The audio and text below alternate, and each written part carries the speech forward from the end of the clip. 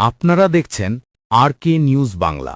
একজন রিকশা চালক হাইওয়েতে রিকশা ঘোরানোর সময় একটি মোটরসাইকেলের সাথে দুর্ঘটনার শিকার হন। মোটরসাইকেল চালক এবং তার বন্ধুরা রিকশা চালকের উপর ক্ষোভ প্রকাশ করছেন, কারণ তিনি হঠাৎ করে রিকশা ঘুরিয়েছিলেন। মোটরসাইকেল চালক দাবি করেন যে তার বন্ধু অন্য পাশ থেকে দ্রুত গতিতে আসছিল এবং রিকশা চালক পেছন না দেখেই রিকশা ঘুরিয়ে দেন, যা দুর্ঘটনার কারণ। তিনি রিকশা চালককে ক্ষতিপূরণ দিতে বলেন এবং বলেন যে তার রিকশা বিক্রি করে হলেও তাকে এই ক্ষতিপূরণ দিতে হবে। মোটরসাইকেল চালক অভিযোগ করেন যে রিকশা চালকরা প্রায়ই নিয়ম ভঙ্গ করে এবং ট্রাফিক পুলিশও তাদের বিরুদ্ধে কোনো ব্যবস্থা নিতে পারে না, কারণ তাদের একটি সিন্ডিকেট আছে।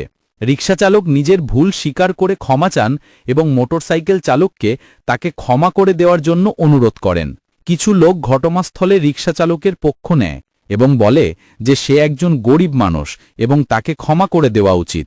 শেষ পর্যন্ত রিকশা চালক নিজের রিকশা নিয়ে চলে যান। তাকে